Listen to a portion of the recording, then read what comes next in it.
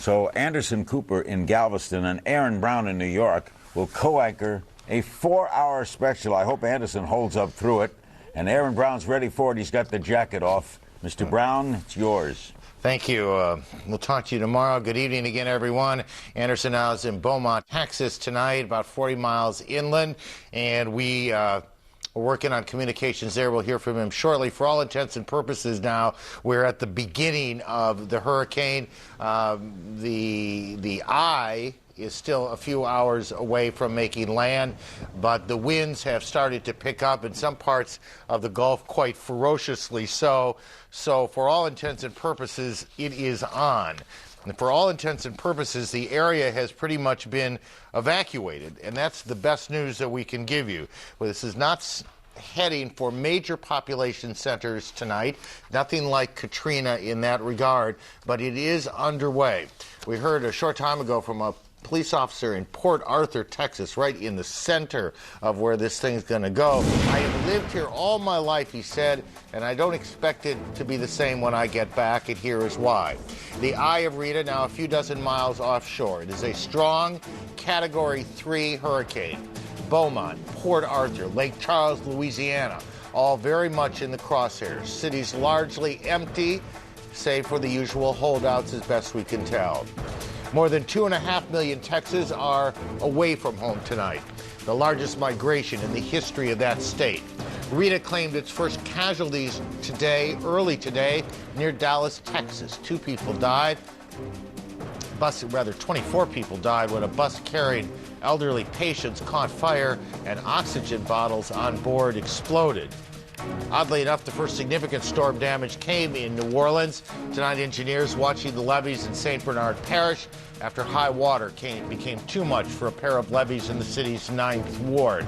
That part of town once again flooded, though largely empty. Mostly there, too, people have moved out, have not come back in. Lake Pontchartrain, as Chad Myers put it a few moments ago, acting as a catcher's mitt for the heavy rains. Levels there have risen about 6 feet just today. We begin first here with Max Mayfield at the National Hurricane Center in South Florida. We talked to him just a few moments ago. At this point, I assume the die is pretty much cast. So to the best you can, where does it hit? When does it hit? Well, the eye will likely be on the coast, very near the Texas-Louisiana border, very early on Saturday morning here. But for all practical purposes, it's already hitting. We've had 90-mile-per-hour gusts at Cameron, Louisiana, and over near Marsh Island on the Louisiana coast. Gust up approaching hurricane force near Beaumont and Port Arthur.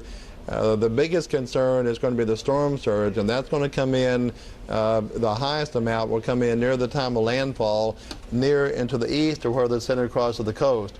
So here's the track of the hurricane right here, and the red area that you see here represents storm surge of 18 to 20 feet. We're very, very concerned about the areas over here near Cameron, Louisiana. That surge will push up over Cameron, through Calcasieu Lake and up towards the Lake Charles area. And then depending on the track here, which is a little bit west of Sabine Pass, that storm surge will push up into the Port Arthur area and Sabine Lake area, headed well up the Sabine River. And how far into the day will we see that, or into the night? As long as that shore remains on the shore, the flow remains on shore, it's going to keep piling water up. So it will still be pushing up, well into Saturday morning. When you talk about it making landfall, we're talking about the eye of the storm making landfall. That's right, but perhaps the more important thing here is the core of the hurricane itself. You can see out here, and that's going to be shortly after midnight. But they're already getting some very, very strong winds there along the Louisiana coast, and will eventually be, it'll be continuing to pick up along the extreme upper Texas coast. I assume that all these hurricanes have personalities of their own, characteristics of their own. Is this one remind you of any in particular? Is it like Katrina, unlike Katrina, like something else that you can think of? Well, I think if there's any good news here, it's not as strong as Katrina, it's not as large as Katrina, and it's certainly not hitting a populated area like Katrina did. The best analog would probably be Hurricane Audrey back in 1957. It made landfall near the Texas-Louisiana border, and they actually had storm surge from Cameron, Louisiana, all the way up into Lake Charles with that hurricane. Best guess you have, the next 8 hours, 12 hours, 24 hours, how long is it going to be very difficult and very dangerous? I'm afraid we're talking about days here if we include the rainfall. Okay. The immediate concern, coastline tonight and tomorrow morning, but then after that, for the next 4 to 5 days, we need to be very careful about the inland freshwater flooding. So we're not really at the end of anything. We're at the beginning of something. That's correct. Max, good to see you. Thanks again for your time. Thank you, sir. Max Mayfield at the National Hurricane Center in South Florida tonight. Talked to him just before we went on the air. Anderson is in Beaumont, Texas, and being lashed around pretty good there. Anderson, good evening, if you can hear me. Yeah, Aaron, I do hear you. Good evening. It definitely does feel like just the beginning of something here. We have been here now for about 2 hours or so in this location. It has gotten demonstrably worse, really, over the last 30 minutes or so. But it's nothing compared to what we think we are going to be seeing. I mean, you don't want to say you get used to this sort of thing, but it is certainly, it feels like a bad rainstorm right now. I mean, yes, there are winds, there are gusts which are now increasing and kind of blowing us around pretty good, but it's nothing near the hurricane strength winds that we are anticipating seeing here over the next several hours, over the next 4 hours that you and I are definitely going to be on the air together. The winds right now coming from the north, but as we know with hurricanes, that they're somewhat schizophrenic in terms of the winds, depending on where the storm is. We are also anticipating winds from the east and then later on from the south. So part of what we're trying to do is just get prepared to be in a location that as the winds shift, we will be okay. We're actually, you can't see it because it's too dark, but the Neches River is just right over there. It's an inland waterway, an inland river here in Beaumont. The town, which is about 110, 115,000 people, has largely evacuated. The mayor, who I talked to a short time ago, said that he estimates about 90 to 95% of the people are gone. Most of the people left earlier today and yesterday, part of that huge exodus on the roads here in Texas. Actually driving here today from Galveston is very easy. Roads were completely empty heading this way because really no one sensible would be heading in this direction, of course. And it is certainly good news that the town has largely evacuated. They got the special needs people out. They got those who didn't have access to cars. They were provided them with some transportation yesterday. But all the police are on duty. There are about 240 or so officers here. They've all shown up for work. They are all sequestered in various locations in this town, ready to go out if and when they are needed as soon as the worst of this storm has passed, Aaron. Just, Anderson, if you can hear me, because I know people are going to wonder and worry, to what extent are you protected there from stuff flying around? Yeah, we're not taking any chances, and we've all seen what happens in these things, and anyone who's covered these things for any amount of time has a healthy respect for how horrific they can be. We feel very good about the position we're in. We are surrounded on two sides by buildings, the city hall, government buildings, very solid buildings. There's not a lot of debris that can fly around from where we are. I basically have a wall over on that side of me. There's a wall on that side of me as well. And as these winds shift, we're going to be adjusting our position. We also always have a fallback position, which we have. We actually have 2 or 3 fallback positions from here. So we feel very good. The big question is the storm surge. Will there be? How much storm surge will there be? We're probably a good 25, 30 feet off the Neches River, so we should be fine in terms of storm surge. So we feel pretty good, Aaron. Okay. So do we then. We'll be right back to you. Courtney Savala is in Galveston, Texas tonight. She's a reporter with KPRC in Houston, Texas, and she joins us now. What's it like there? Aaron, I can tell you that each minute that these new bands keep coming in, it's getting stronger and stronger. Consistently, we've been dealing with about 45, 50 mile an hour winds. We're getting gusts now of up to 65 mile an hour winds. We're actually in a parking lot, a strip mall parking lot, the Gulf directly behind me, just feet from the seawall. We're not seeing any flooding there on the Seawall Boulevard. What we're concerned about over here, I'm going to show you this little street sign here. This thing is truly just taking a beating. I'm going to tell you in the next couple of hours that sign probably clearly is not going to last much longer. If we can shoot up, you can really just see the shot of the wind and the rain through the palm tree and through this light here. It's just consistently getting stronger and stronger. We have witnessed and actually seen a transformer blow in this parking lot. We have reports of power outages all around Galveston, of course, in Harris County as well. There was a fire here on the island at about, I guess it was probably about 6 o'clock this evening. Emergency crews were able to respond to that. Nobody was in. It was actually a convenience store, and that was the last emergency response that they were able to make. They took all their vehicles, got them to higher ground, and they said, you know, if we get a 911 call like that, a fire, it's going to have to be, oh well. We've seen a lot of power trucks, CenterPoint energy trucks, going up and down the seawall. We were told that we weren't going to see any kind of that activity. Lots of police activity, but truly no one obviously out on the streets except for us. And just feeling this wind and rain really just taking a beating on all of us here in Galveston tonight, Aaron. As best you can tell, does the city still have power? Does the city still have Power. power? Yes, absolutely. We're being told that about 30,000 people out without power here on the island. Also, a transformer at the airport. Obviously, that's really not going to make a big difference tonight. But you can see behind me, we've got lights here in this part, and also the emergency operations center, which is actually we're east of it, and that still has some power. Of course, they have generators and things like that, but we're still seeing all the street lights on at this point.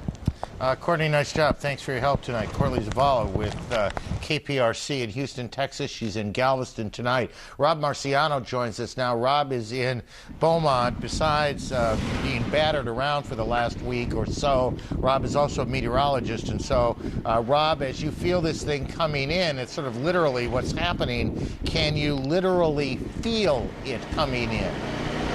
Well, this storm, as opposed to other storms, it's been very consistent, Aaron. The wind and the rain has been virtually nonstop since 3, 4 o'clock this afternoon. And usually they come in bands, you know, those outer bands come in, roll in, they give you a good gust, a good punch of weather, and then you get to relax for a little bit. But this one has slowly and steadily come in, wind and rain. And every hour it gets ratcheted up just a little bit. So yeah, you can taste this thing. It seems, at some point, I guess we're going to bring Chad in. I'm just curious as to, I need to know where exactly the eye is going to be relative to us, you know, in about 6 hours. Because like Anderson was saying, you know, we have to monitor our position here. I'm not crazy about it, to be truthful with you. And, you know, how these winds shift, and they can shift quite rapidly, will be determined by, you know, where we are and relative to that eye. So a number of things going on here, Aaron. One, the consistency of the wind increasing and the rain increasing, and two, the lay of the land here from Beaumont to Port Arthur to Orange over to Lake Charles, very low, rivers feeding out into the Gulf of Mexico, and that storm surge as it rolls in, it's going to be amazing, to say the least. It could get as far north as I-10, so 10, 20, 30, maybe even 40 miles inland. That's what I think is really unique with this storm. A storm, really, a hurricane. They haven't seen a hurricane in these parts, a major hurricane, in like almost 50 years. Well, so it's been a long time, and I suppose some people would say they're due. Well, they're seeing one tonight. If this information is helpful to you in terms of positioning yourself, our best understanding, we're going to run this by Chad in a little bit, is that the eye will hit somewhere around Lake Charles. So a bit to the east of where you are. Okay. Well, then what that tells me is our winds will likely never go southerly, and we'll have to protect against the north and northeast wind, and maybe at some point a northwest wind. But that does help at this point. Thank you, Aaron. And we'll get we'll get you for obvious reasons, and our viewers for informational reasons, more precise information as we go along. But Lake Charles is pretty much what we think. Right around Lake Charles is sort of the center of this thing now, and that's still some hours away, and so it could still move around a little bit. Are we going to Baton Rouge next? Is that where you want to go? Huh? Yes? Okay, the Brigadier General Robert Creer is with the Army Corps of Engineers. He joins us from Baton Rouge. It's good to have you with us if you can hear us. Can you tell me the state of the levees in New Orleans? Sorry to hear you loud and clear. Currently at the places on the Industrial Harbor Navigation Canal, those two places that water was overtopped, and that continues tonight. However, we do have pumps that are pumping that water out. Can you pump it out faster that it can come back in? Right now, the good news is that the water level has dropped about a foot since this morning, so that's good news. So the surge is going back. Once the surge goes back, we get up tomorrow morning, we'll be able to start putting rock, putting sandbags into those holes and making those repairs. And then we can start pumping it out again, the area that we had already previously pumped dry. General, did anything that happened today in truth surprise you? We knew that we were vulnerable to surges, especially the surges that would be more than 7 foot. The surges today were 8 feet, so yes, that was certainly not surprised that that a surge would overtop us. We were certainly surprised that the surges today were over 8 foot. And just to make sure I understand, I'm not the most engineering-oriented person. Basically, what you're able to do is sort of bail water at this point. It's like being in a boat with a hole in it. You're able to bail water out, but you're not able to fix anything. You can't solve the problem.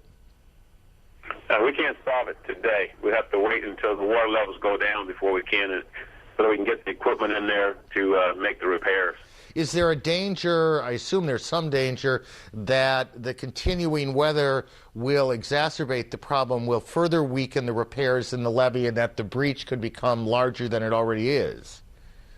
That's always the case, that anytime we have an area that's already weakened, and then you have water pouring over it, that the longer it happens, certainly that is the case.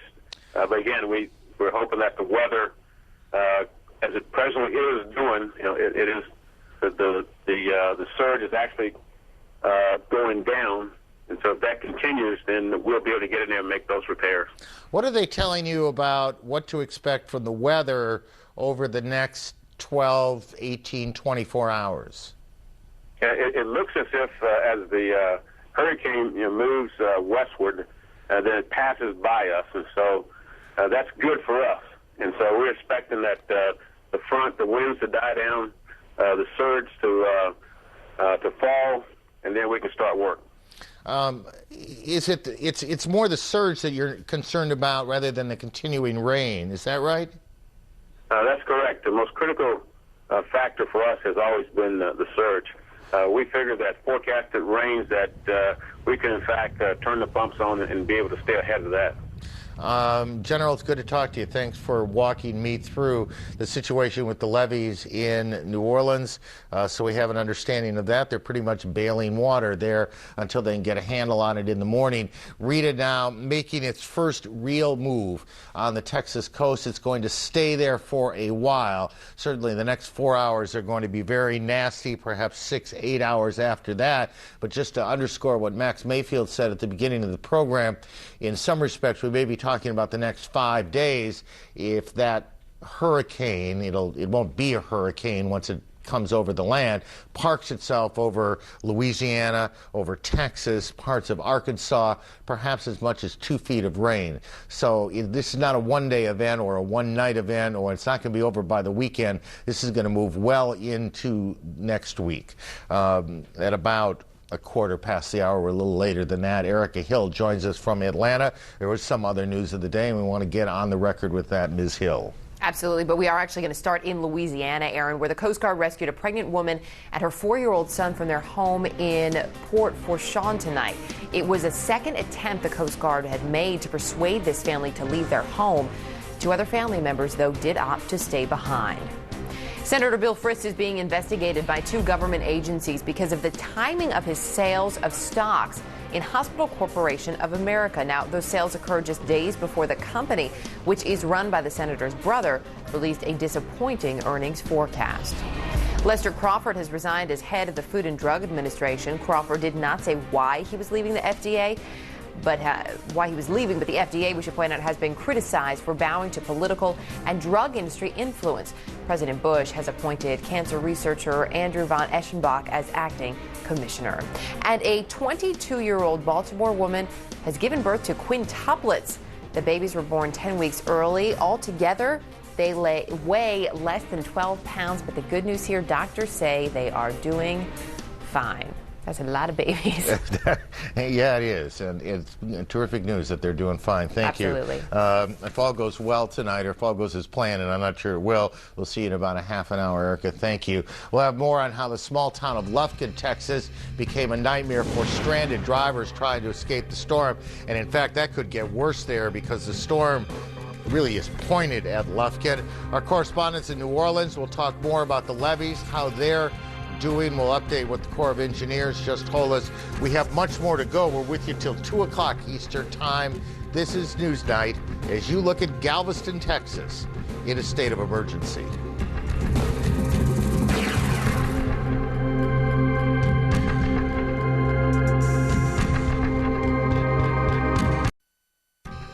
You're watching a special edition of Newsnight, Hurricane Rita, with Aaron Brown and Anderson Cooper. And welcome back. We are live in Beaumont, Texas, where we are starting to get more and more gusts of winds. The winds coming now still from the north, occasionally shifting direction, but some pretty steady rain. And these gusts just every few minutes just increasing in strength a little bit more, getting kind of uncomfortable out here. John Zarella is not too far from where I am standing elsewhere in Texas. John, what town are you in? I'm in Lumberton, Anderson, literally about 20 miles inland from you, due north of you. I can tell you a lot of stories here. We're at the police station here, stories of heroism and despair already tonight. We were told by the mayor of Port Arthur a little while ago that there was a man whose oxygen had run out, and he was down at Sabine Pass, down even further towards the Gulf than you, and the mayor's people said, we can't get to you. Well, 2 SWAT members volunteered to go down to Sabine Pass to try and get that man out. He regretted that he didn't evacuate. We don't know the outcome of that. They were on their way down there about 2 hours ago to try and get him. A story of despair a little while ago. We were standing here and a family came up. They had left Beaumont where you are. They got scared. They decided to leave, but they're running out of gas. They don't know where to go, have no idea what to do, whether to go back to Beaumont or to stay put. Here we are now, and the power is all out here. Anderson? What did you tell them to, what was your suggestion to them? Our suggestion to them was to just try and maybe hunker down here at the police department, but they said they were going to probably just go back to Beaumont where you are. Another story real quick, Anderson. The Chances and the Gracedales live about 2 miles from here. All the family members have gathered together. They decided not to evacuate because of the 15 to 20 hour rides that it would be. We stopped over at their house. They're fine. They think they'll be fine. A good, strong brick house. So there's all kinds of different stories emerging from this storm. Like you, we're starting to get a lot of strong, gusty wind and the rain starting to blow in. You can see the trees behind us. Again, we've had flashes of the power going out, the transformers blowing here, so it's getting pretty nasty here as well, Anderson. All right, John, we'll check in with you very shortly. Advice just to anyone who is listening, who is thinking about leaving their homes, do not do it. Every mayor we have talked to has said, look, at this point, just stay where you are. Try to, if you're in your home, go into your bathroom, go into your bathtub, just stay there, get into the safest room in your house that you can. Jason Carroll is in Lake Charles, where we believe this storm, the eye, is heading straight for Lake Charles, Louisiana. Jason, what's the situation there? Well, you can see what the situation is from where we're standing at this point. It's been like this for the past several hours, pounding wind and rain. I know it's dark. We're doing our best to stay safe and throw some light on the situation just so you can get a real sense of what type of pounding Lake Charles is taking at this point.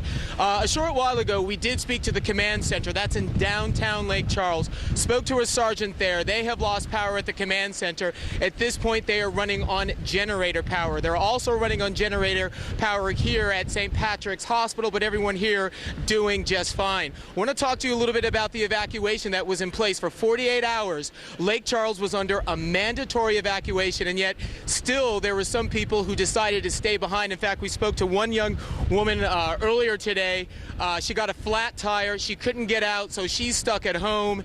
What she's planning to do is use her attic as a shelter if things really get bad. And they are expecting several feet of flooding in some pockets of Lake Charles. Also, the police at this point are wanting us to get the word out for all those people who did not get out. And again, at this point, they're saying that most people did heed the warning and leave Lake Charles. But for those people who did not get out, what they are advising is the following. They say you should stay put because at this point, it's too unsafe to be outside. That's first.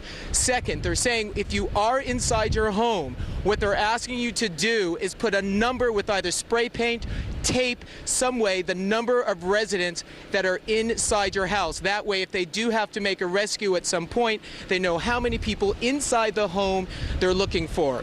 I also told you that what we're doing is we're standing at this point right next to St. Patrick Hospital. And I want to show you something. This is a blue band that they're giving all of us, all of those people who are visitors here at the hospital. On this band, all of your information, your name, phone number, in the unlikely event that something should happen to you, they have a way of identifying you. It's just another example of how they're taking things very seriously here in Lake Charles.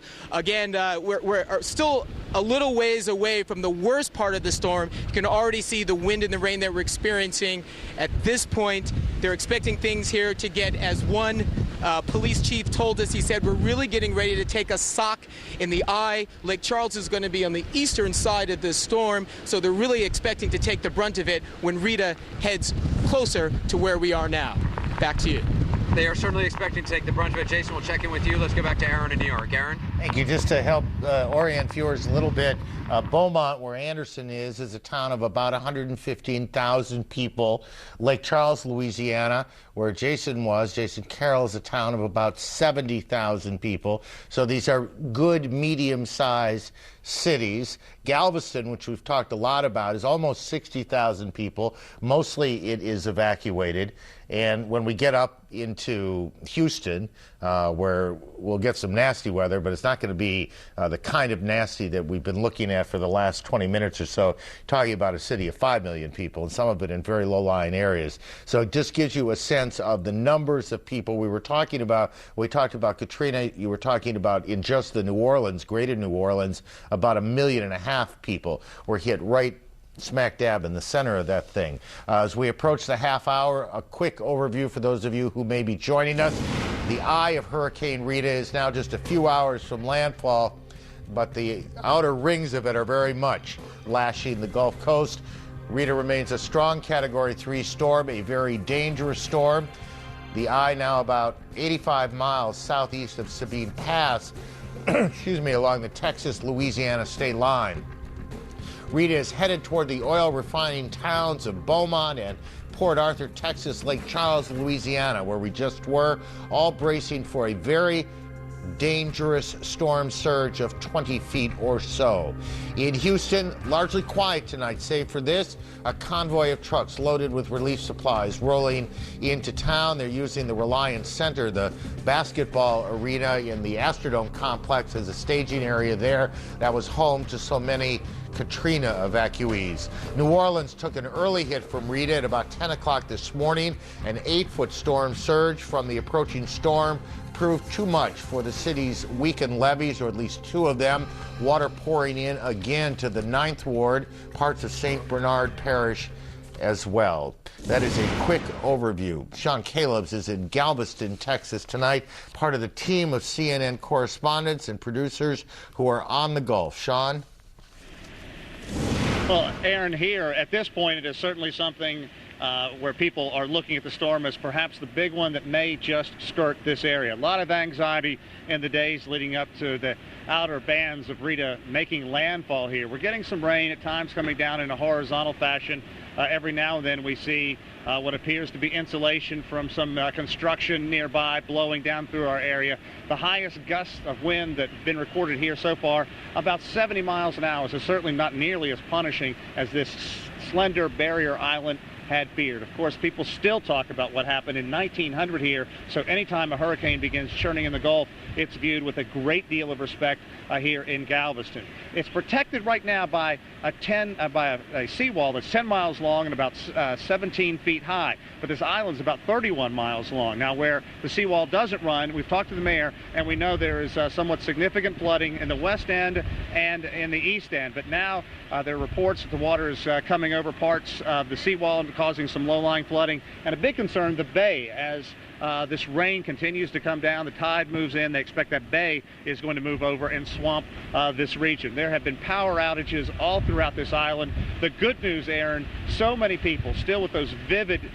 images of what happened in the New Orleans area when Katrina blew through. People were simply fearful when they saw that hurricane off the coast here. So a lion's share of the people evacuated. The mayor estimates it's about 95% of the 60,000 or so residents here. We talked to a police officer, and he said he's convinced it's closer to 98 or 99%.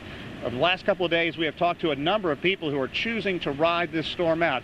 Everything from new large condos that face the ocean where pilings are driven deep into the ground to basically little shacks that don't look like they could hold up from any sustained winds whatsoever. We're not expecting hurricane winds here for perhaps a couple of hours. They do expect it's going to get 110 miles an hour for a sustained period, so certainly this is nothing to be taken lightly. However, it appears the main suck, the main thrust of this hurricane is going to skirt this area, and that's just fine for the residents who live here. Aaron? Just hour to hour, can you feel the difference? Yeah, you can. You know what you can really feel when those bands come over, because right now it doesn't appear it's raining that hard. But a while ago, I had to wipe my eyes constantly just to see the lens. And when the wind really picks up, as it moves in that counterclockwise motion, we're getting the wind from the north, obviously. But we're in front of a large hotel that has become the emergency operating center here. There are legions of police officers, military, medical officials, everybody here. They are hunkered down here. And basically this giant structure that appears to be 13 or 14 stories blocks a good deal of the wind. If you could look behind me down on what's called Seawall Avenue, you can see the palm trees being blown around pretty good down there. And again, more insulation continues to fly. This is also an island that's had a great deal of development recently, and a lot of that development seems pretty pricey. It looks like high-end stuff, and it is down in the area that simply isn't protected by a seawall. We know virtually all those people are out, and I can presume if the forecasters are right, they're going to get at least a 7 to 10 foot storm surge, so the damage could be pretty significant down in that area. Sean, watch that flying debris. That's the stuff that'll get you in these things. Take care of yourself. We'll get back to you. Sean Calebs, who's in Galveston, Texas tonight. Last night, our severe weather expert, Chad Myers, sent me a note saying, essentially, forget the wiggles and the lines, pay attention to the cone. Right. The cone gets narrower with each passing minute, literally now. Literally, right. Exactly. Yesterday we had that little wobble to the left and a wobble to the right, and that's why you can't focus on the line anymore. And by the time the line gets closer and closer to the cone, eventually there is no more cone left, and it really is just a line as it gets closer to shore. There's the center of the storm right there, to the south of Sulphur, to the south of Cameron, Louisiana, still moving to the northwest at about 11 miles per hour. Let me get you in a little bit closer now. In 4 hours and 49 minutes, the northern part of the worst part of this storm will be right over Port Arthur, headed to Beaumont, Texas. Our reporters here in Beaumont, I know Rob wanted to know what's going to happen. The eye, Rob, moves to the east of you, right along the Sabine River. Your winds will always be from the north or from the east here. You're never going to get the bad side of the eye wall. The bad side of the eye is actually going to drive itself up right across Cameron, right across Holly Beach, and right through and across the Sabine River. There are many other things to talk about with this storm, too. Sure, the radar is bad. Sure, the storms are bad. But this is going to be a rainmaker of proportions we haven't talked about in a long time, because this storm is going to be a lot like Agnes. Any of you who lived through Agnes, like I did back in 1972, this thing stopped over New York and Pennsylvania and dumped rain for days, and this storm is going to do the same thing. Here is the storm. There's the eye. Getting a better looking eye now as we move onshore.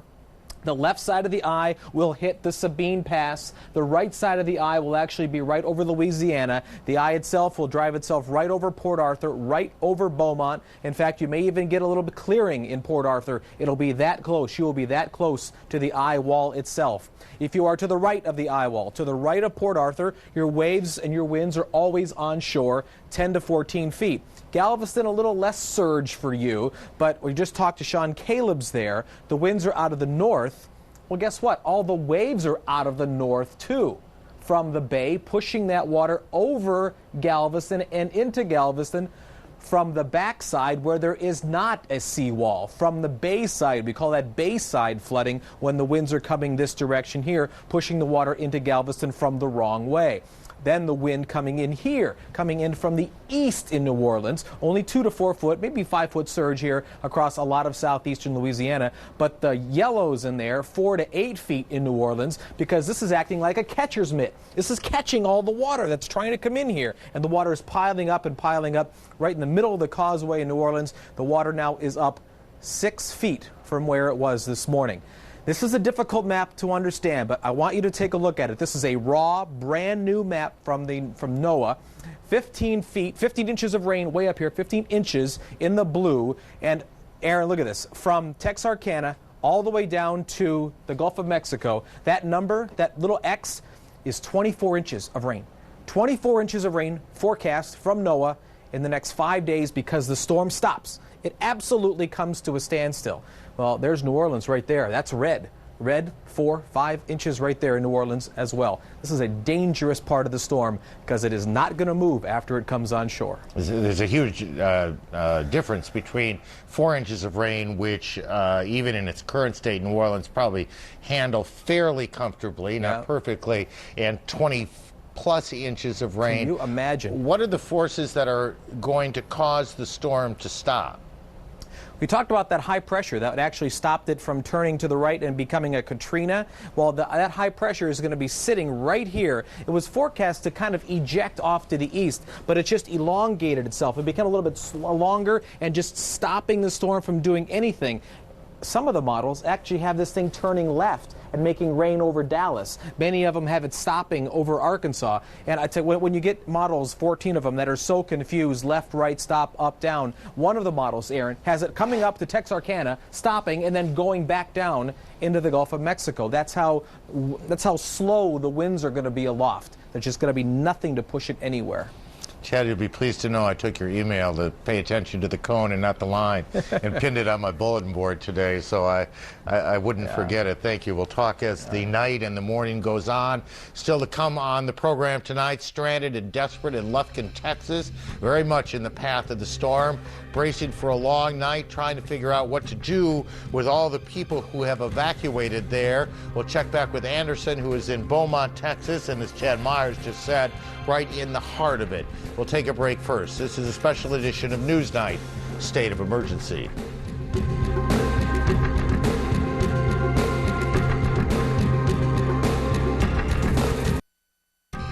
You're watching a special edition of Newsnight, Hurricane Rita, with Aaron Brown and Anderson Cooper. And welcome back. I'm in Beaumont, Texas, where the winds are picking up gradually as these gusts of winds, these outer bands of the storm, just continue to wipe across this entire area. A couple of days ago, if you'd asked people where the storm was headed, most of them were saying it was Galveston, Texas. I was there earlier this morning, arrived here in Beaumont just a short time ago, just to see what the situation is here. Sean Caleb's is still in Galveston. Sean, how is the situation there? Well, the wind and the rain is probably about what you would expect on the weak side of the storm. But Anderson, we have some developing news we need to tell you about. You spent a good deal of time on this island the last couple of days on 19th and 20th Streets, not terribly far to the east end of the island. We are told that there are a couple of significant fires at this hour. We're trying to find out more. We don't know exactly how those fires were caused, but we know that emergency officials have been mobilized. They're going into that area. At this point, the winds are not hurricane strength, so it's not something that's going to keep the large emergency vehicles off the ground, but this is certainly what the Emergency Operations Center here, it's going to be one of their worst nightmares. It basically is these bands begin to move ashore.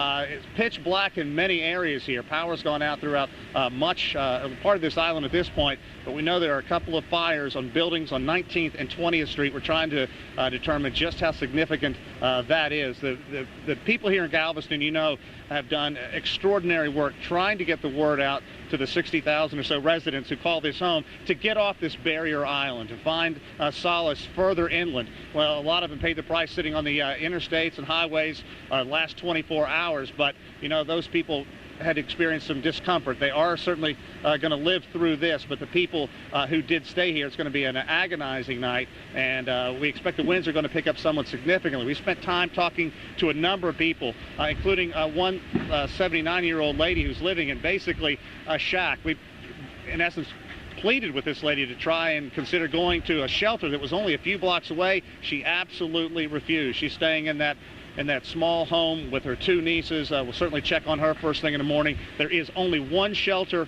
open here on the island. At the middle of the afternoon, had 2 residents inside. We just checked a minute ago. There are 61 people.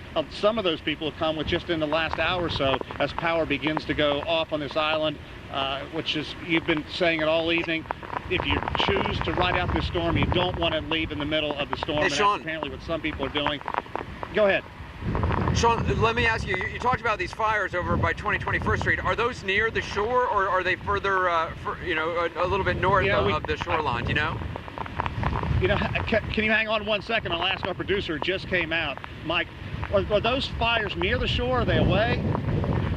At this point, we simply don't know, but we do have one crew. We're going to try and get out there. Let me ask you. If it's not too dangerous, we'll get back to it. Go ahead. Let me ask you, I know most of the fire and search and rescue personnel are staying at the hotel that you are in front of, the San Luis Hotel. It's one of the strongest buildings on the island. The entire seat of the government has moved there. The mayor is there. Are they actually sending out fire trucks from that hotel? No, we have not seen any emergency vehicles move from this hotel. We don't see any parked here. I do know that some were parked in a high garage that was protected from the wind and protected from any kind of flying debris. So maybe some of the fire trucks moved out from that area. I've not heard any sirens in the distance, but you know what? The wind is blowing so bad here, and also with the IFB in my ear, it'd be hard to hear anything at this point. But this is certainly something we want to break away and find out about. We hope this isn't terribly serious at this hour, but certainly a huge cause for concern on this island. Well, and of course, because in all these situations, the mayors, the law enforcement personnel, let people know, look, if you stay, you're taking your chances. We can't go out in the middle of a storm and endanger our own personnel. But Sean's saying that perhaps they are trying to respond to these fires, so we're going to try to find out a little bit more information on that. The area, 21st Street that Sean's talking about, I don't know, Sean, if you had a chance to eat there, there's a place, Luke's Deli, which is on 23rd Street over there in Galveston. One of the last places you could still get a good hot meal, amazing sloppy joes. They were going to try to stay open as long as they had electricity. That area, as far as you know, is out of electricity, though?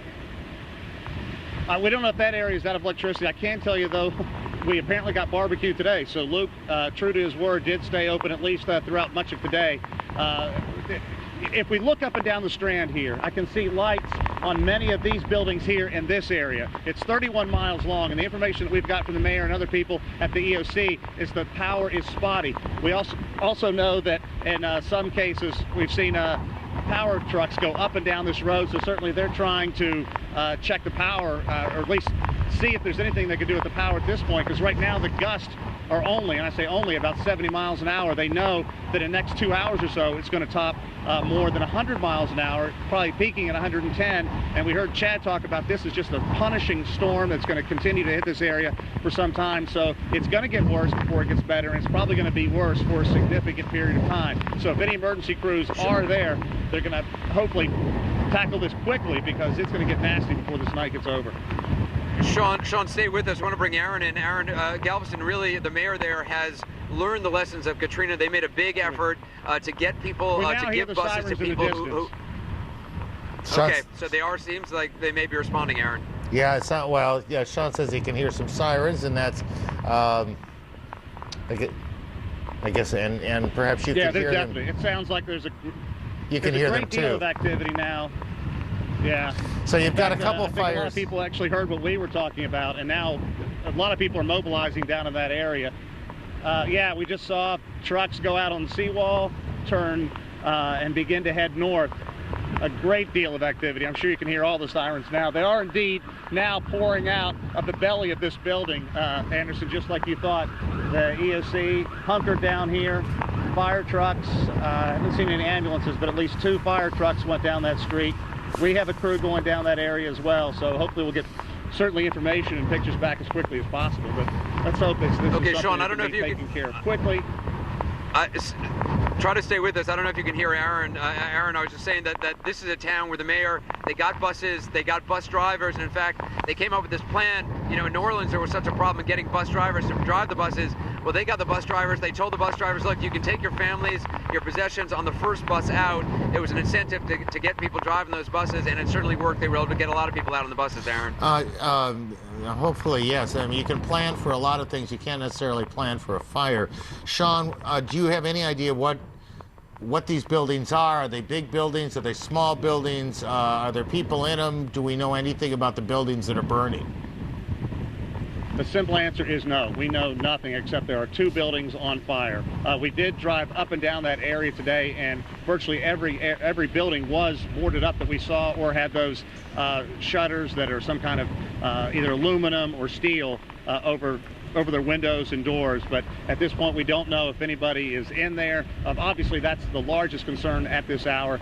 All we can do is try to get that information to you as soon as possible. But one other thing, we heard Anderson talk about getting those bus drivers. One added incentive, they also let people take their pets. And police didn't like that idea. They thought they just wanted to get the people out. They didn't want to have to worry about that. But the mayor of this town, you talked to her, she's a neat lady, and she insisted that people are going to be able to take their pets out if they evacuate. It's just, Sean, before I go to Rob again, are the buildings right next to each other? Is there space between buildings? Is there a risk that if building A is on fire, that a whole block could go? Really don't know, Aaron. Okay. Honestly, the only thing, that's fine. We had our producer come out and just tell me 2 buildings, and then they took off. Got it. We'll wait to hear back from the crew that we presume is safely making their way there. We, in all honesty, we worry a lot about our colleagues in moments like this. A lot of unpredictable things can happen. We take all the precautions against the predictable ones. It's the ones you can't imagine that get you, and we're not interested in that happening. Rob Marciano is in Beaumont, Texas tonight, not far from where Anderson is. Rob, I'm not sure you were able to hear Chad. Were you able to hear him earlier? He gave you some... No. Okay, he talked pretty much about Lake Charles being the worst of it, but that the eye would come right over the Sabine River and essentially right over you.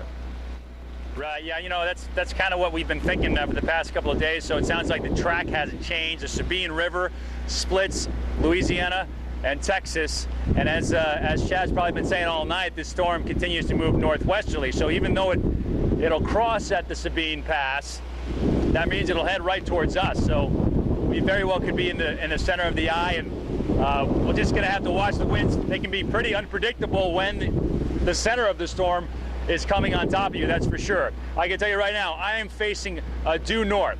Our winds are coming, they're trying to come due north, but right now there's a building behind the camera, so the wind's fighting to go on either side. But it's been very gusty down this street. Just look at these live oak trees that they've got down here in Texas and Louisiana. These amazingly old, huge hardwood trees, different from oak trees that maybe New Englanders are used to. They don't have the big, broad leaves that turn beautiful colors. They don't really fall off the trees really until, December or even January. But amazingly huge trunks. And we saw those trees time and time again in Biloxi, where the trunks were fine, but the foliage and the branches on top completely ripped apart. Completely, it almost looked like a fire had gone through that area. And I suspect by this time tomorrow night, these big, beautiful live oaks will have experienced the same thing, because we do expect to see winds in excess of 100 miles an hour down this area. Lights still on. That's pretty impressive to me, because we've easily had at least wind gusts close to hurricane strength, and that's usually enough to take down some power lines. You know, this area hasn't seen a storm in many, many years, so a lot of times what'll happen is the trees, they haven't really been thinned out. They got a lot of weak branches hanging around, so typically you'll see power go out a little bit quicker in an, at least right here, the power's still hanging tough. Of course, 95 of the people who live in Beaumont, That's obviously a pretty good thing, Aaron. Rob, thank you. Rob Marciano. They don't make weather like that in Portland, do they, Rob? Rob Marciano is in Beaumont, Texas tonight. Anderson, I'll tell you the truth, that every time we try and make this toss back to you, I wonder if you're going to be able to catch it, and I wonder if I'm going to see you again. This thing is building up, and at some point we're going to lose you.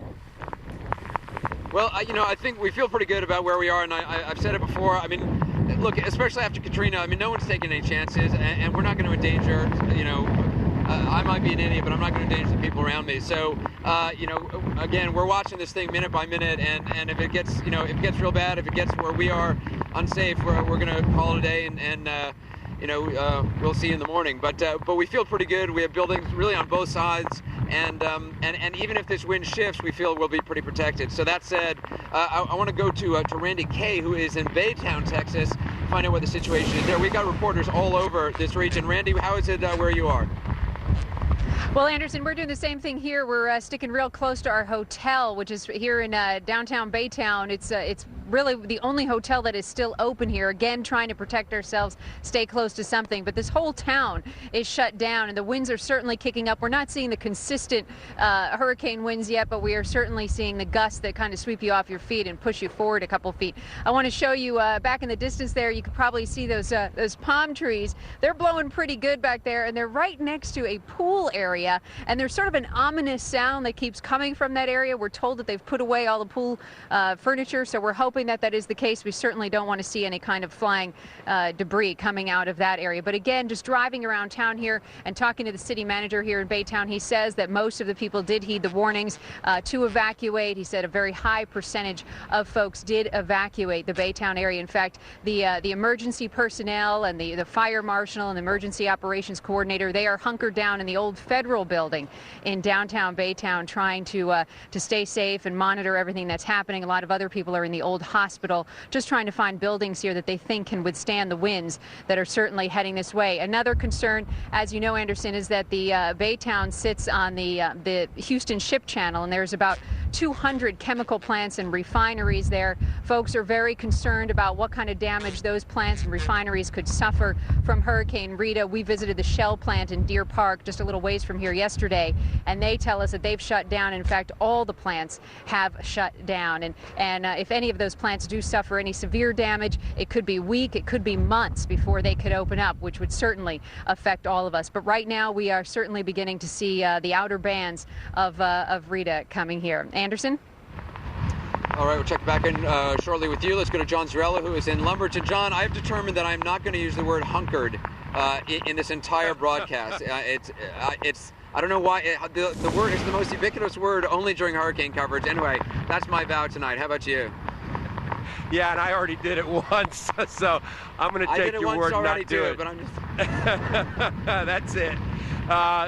We're really starting to get the wind and the rain now. It's really constant, really steady.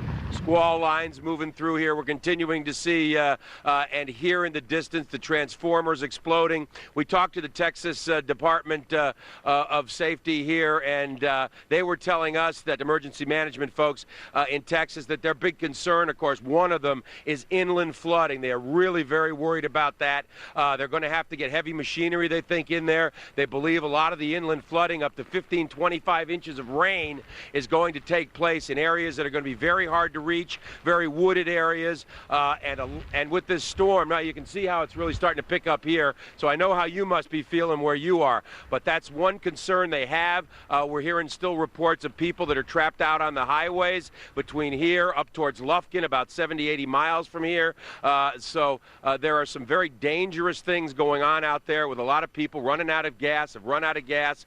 One story about a bus that left from Port Arthur to go to a shelter, and when they got to that shelter, the school was locked. The mayor of Port Arthur got the phone call. He said to the driver, break the lock. We can't have our people sitting outside. So there's lots of things going on as people are trying to get to safety, still trying to get to safety, many of them getting trapped out as the conditions are continuing to worsen. Anderson.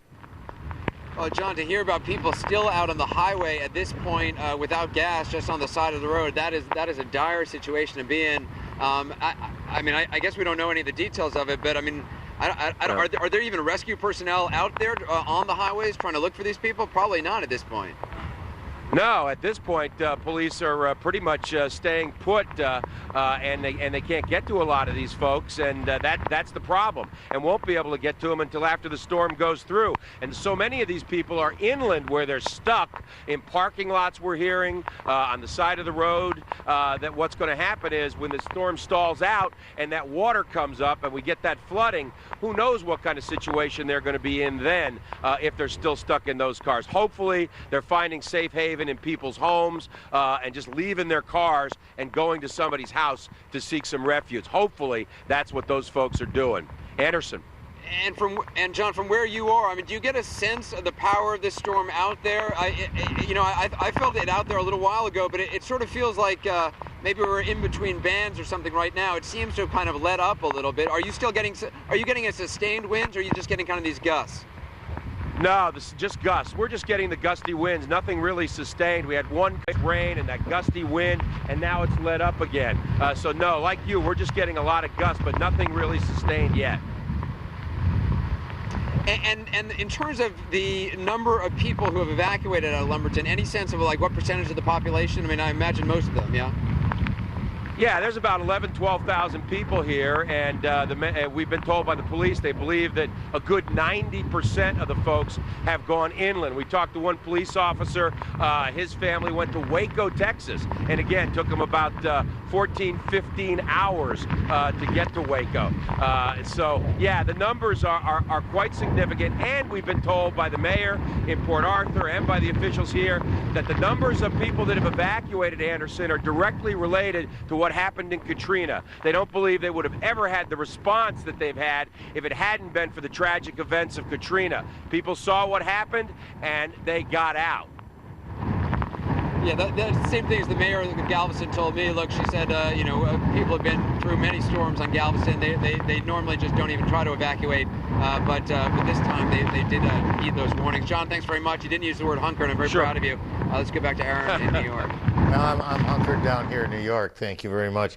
One way to keep track of the progress of the storm, keep an eye on Zarella. Zarella is a bit to the in Lumberton, is a bit to the north and to the east of where Anderson is in Beaumont, and so the storm will, you can see the difference in where Anderson is and where John Zarella is, and you'll continue to see it worsen where Zarella is as the thing moves north. That's one north, and actually it's going to move a little bit west. That's one way to keep track of the progress of this storm as it comes ashore. Chad Myers will give you more scientific ways to keep track of it. Chad, good to see you again at the top of the hour. Good evening, Aaron. We do have the 11 o'clock advisory for you. One way to keep track is to write down the numbers. My mom does it. She's in Central Florida. I'm not sure why, but she likes to write them down. So here you go. 29.1 north, 93.2 west. That's 55 miles southeast of the Sabine Pass from the Gulf Coast of Louisiana and Texas, right there. 55 miles from the center of that eye,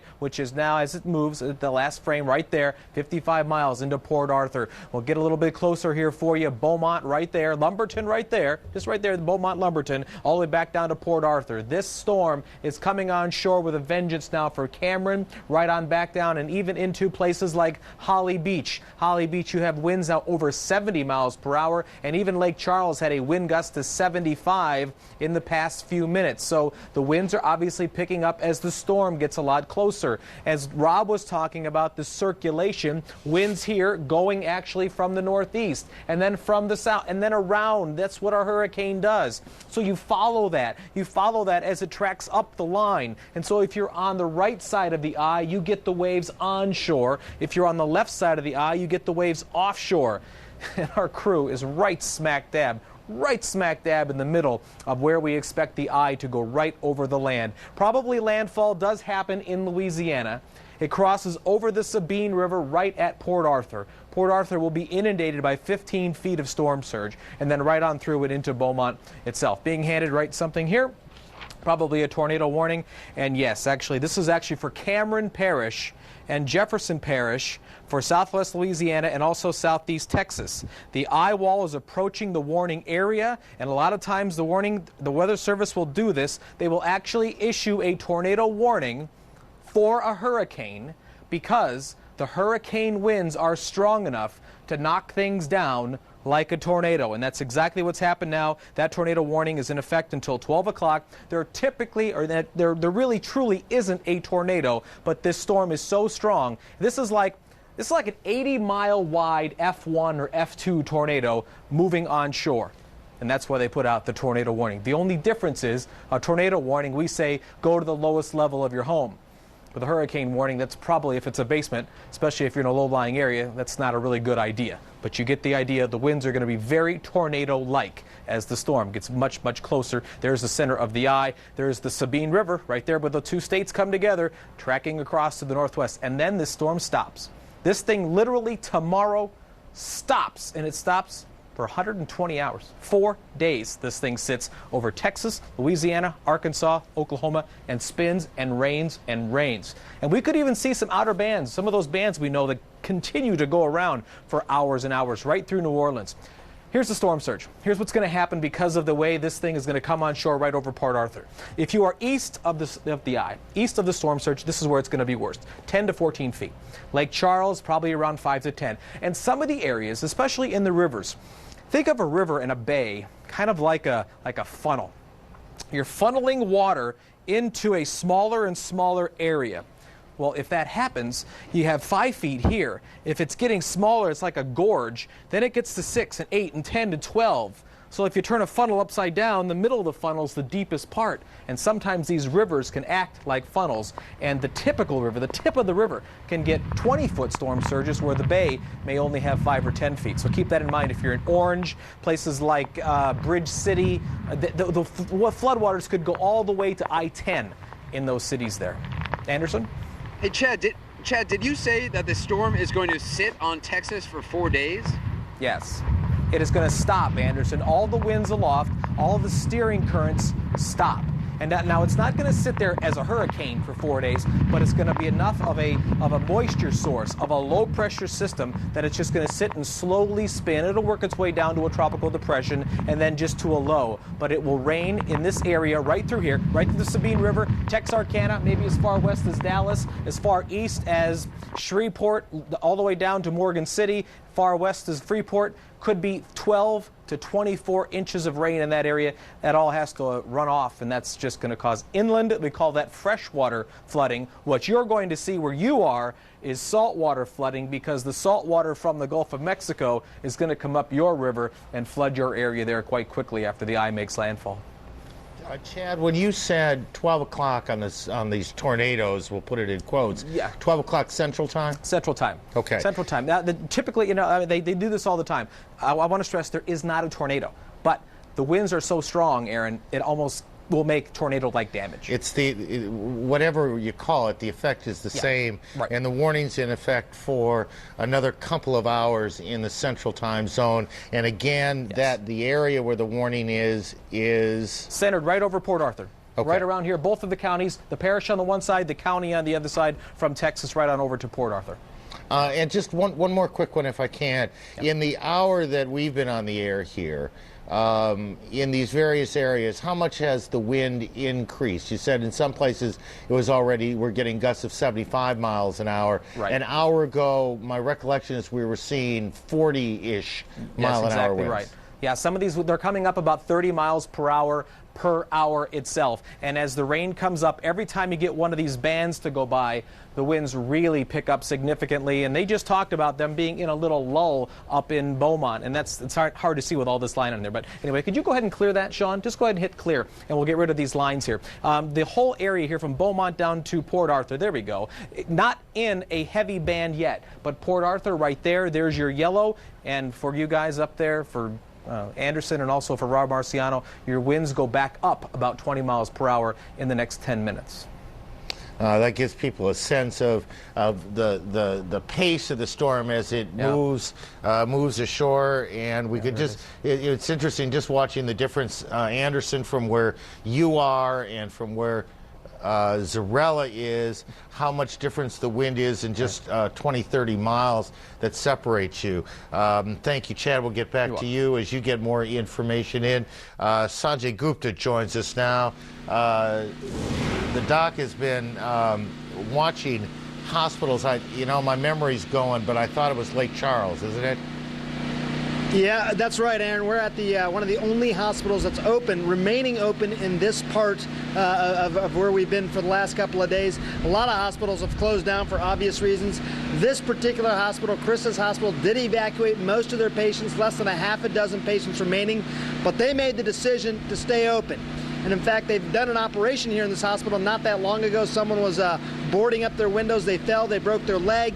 They had an operation done in this hospital, so they're still open for business. Pretty remarkable. You just mentioned, Aaron, Lake Charles had some significant gusts of wind. It's really interesting. It's sort of really significant gusts of wind, and then it sort of died down here a little bit over the past few minutes. It sounds like things might pick up. A lot of the transformers, we've heard some loud booms all around here, Aaron. I guess these are just the transformers suddenly going bad and are being pulled right out of the ground. Loud booms, and a lot of the lights behind us gone as well now, Aaron. But generally at the hospital, we're all aware of what happened in the hospitals during Katrina. Generally speaking, everything is okay. You've got the kind of little problems you'd expect in moments like this.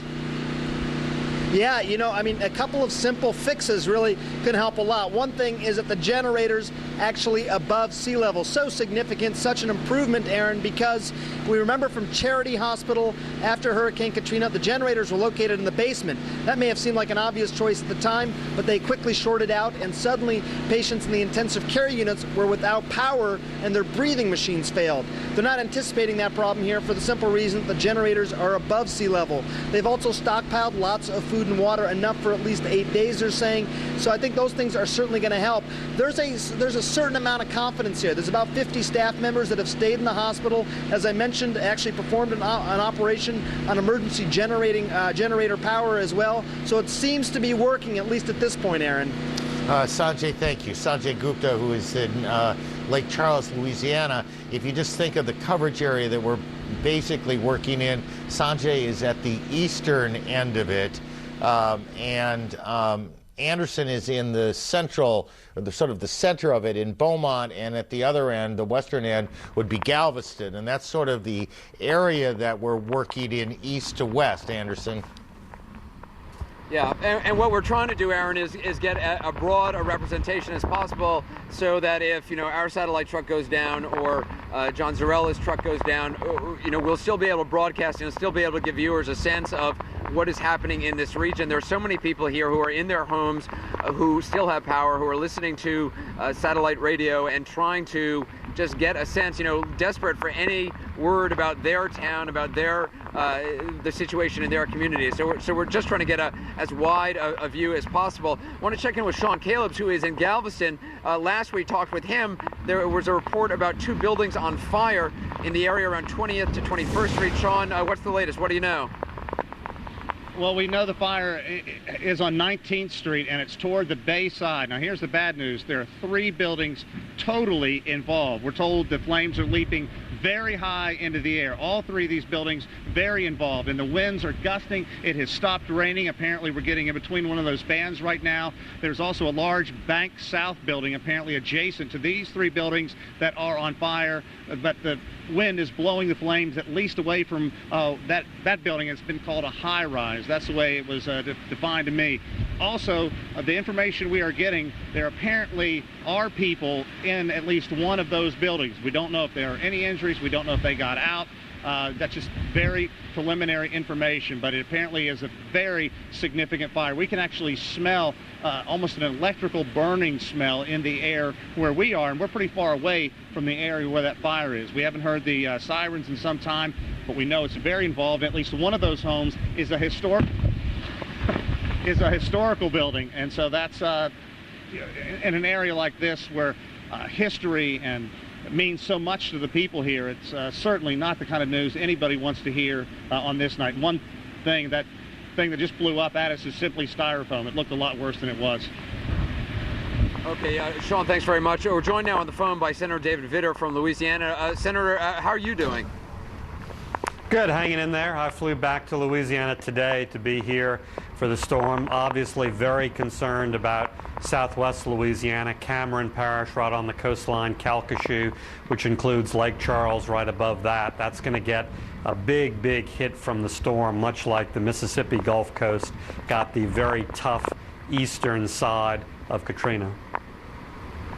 Senator, you were toward the end of the first week on Thursday, Friday after Katrina, very critical of the response at all levels. You gave it, I believe, a grade of an F. You said it turned the corner, I think, on that Friday. Maybe it was on that weekend. How do you view the response this time around? Well, it's too early to judge.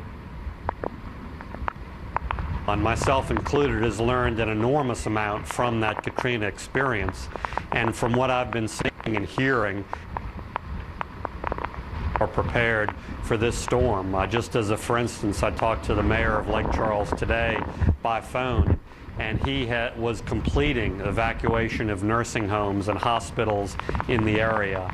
And generally, they've been able to evacuate Cameron Parish and Calcasieu almost 100%. Of course, it's a lot less populous than Greater New Orleans, but still, I think we're ahead of the curve compared to where we were with Hurricane Katrina. Well, I know we saw earlier this evening one rescue taking place in New Orleans. I think it was in the 9th Ward. A woman 8 months pregnant, her 4-year-old child being rescued by Coast Guard helicopters. Those remarkable pilots from the Coast Guard just dropping down, getting them in a gurney, taking them to safety. Do you have any sense of how many people are still in New Orleans? I think it's very few, but I haven't heard any specific number. Obviously, there's some new flooding now over the levees or perhaps breached levees from the Industrial Canal into the 9th Ward. I've also heard perhaps parts of St. Bernard suffering the same thing. We're hoping and praying that that is localized as much as possible and certainly doesn't impact new areas that were not really devastated before, but we'll just have to wait and see. What do you think the lessons are that you've, I mean, you said you learned a lot from Katrina. What do you think the lessons are that you take away that you are watching for over the next 12, 24, 48 hours? Well, there's so many things all of us involved have to do. Hospital evacuations, nursing home evacuations, getting buses to make sure there's a capability of evacuating folks without their own vehicles, the poorest of the community, the most vulnerable. And so I think everyone's been more focused on that this time around because of the Katrina experience, both in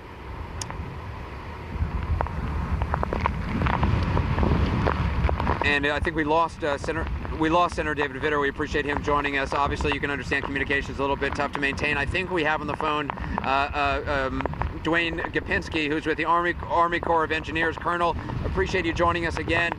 What happened to the levees today in New Orleans? Well, the level in the Industrial Canal, the level of the water rose and overtopped some of the expedient repairs we had made to the breaches from Katrina, and as well as a couple other existing breaches. So, basically it overtopped the levees. Water got too high. And the situation with that particular levee right now is what? Well, the canal, the level of the water in the canal is dropping, but there's still water flowing out. Of course, because of the weather, we can't, there's no way to stop that water yet. And that particular levee, how had you secured it up to now? Was it sort of those giant bags dropped from helicopters? How? No, well, those two levees on the east side of the canal were constructed wholly out of rock. Large 200-pound rocks at the bottom and then kind of finer aggregate up at the top. And that's what got washed away when the water overtopped. So, that levee is still intact. It's just that water's flowing over the top. And are there other levees in particular that you are watching very closely? Well, we are watching the back levee by St. Bernard Parish, but right now that's holding fine. Colonel Gopinski, appreciate you joining us on this busy night. Thank you. Aaron, let's go back to you in New York. A lot to cover in these next several hours. Yeah, just on the New Orleans situation, obviously they need a break in the winds and they need some daylight to get in there and repair that. So hopefully they'll get some of that done tomorrow. Rob Marciano in Beaumont. Rob, it's I sit here and look at the computer imagery, this thing that makes this kind of relentless march. and we know that you are still a couple of hours at least, away from the worst of it. Yeah, that's true. That's true. But the past 20 minutes actually haven't been all that bad. I do sense that the winds are starting to shift a little bit more, maybe northeasterly, indicating that the storm is getting a little bit closer to us. Just to give you an idea of what's behind me, we're kind of in the center of town right here. This is one of the main streets. That's public library. Can't really see inside it, but the lights are still on. I can see the books. Unbelievable to me that the lights are still on here in Beaumont, Texas. Obviously deserted streets. Back here, we normally would be concerned with, signs like this. This is, we're near the Civic Center, so if there's some sort of sporting event or a concert or a rodeo or whatever, they'd light that sign up. But that looks pretty solid. That's not that's not a Citgo or Exxon sign. You don't see that. We're going to use this as some protection if the winds get a little too fierce down this. I walk right here and it's nice and calm. This is a hard truck. Just to give you an idea what's in it, gasoline and some other equipment. So we learned a little lesson from Katrina. Prepare for the worst, that's for sure. And like you mentioned, Aaron, the worst is yet to come here with the center of this thing still, almost 100 miles away from us. It's going to be it's certainly going to be a long night, but the last 20 minutes hasn't got a whole lot worse. So I don't know if I should feel comfortable with that or what, but we're doing okay right here. Aaron, buddy, be careful what you wish for. As a meteorologist reporter, you see and feel this experience a little bit differently than the rest of us. Is it as you thought it would be? Well, the main difference, there's two ways to cover a storm, I suppose. One on the beach and one away from the beach. When you're on the beach, that sand's just peppering your face. It's like getting sandblasted. So when you're away from the beach, you don't get the sand, but there's things breaking off the trees, and there's more debris. So that sort of the aspect is a little bit is different. As far as being a meteorologist out in the storm, you're waiting for the winds to shift. You're trying to measure like how much stronger the winds are hour by hour. But really, it's that wind shift, and that's what we're monitoring here. Not really monitoring the storm surge. We were down by the Neches River, probably about 20 feet below us earlier, and that's obviously not a safe spot with that anticipated storm surge. So now we're away from that. Can't really monitor the storm surge because I don't really want to be that close to it as it's coming up. So it's more of a wind shift thing. Smell, well, if you're away from the ocean, you don't smell that salt.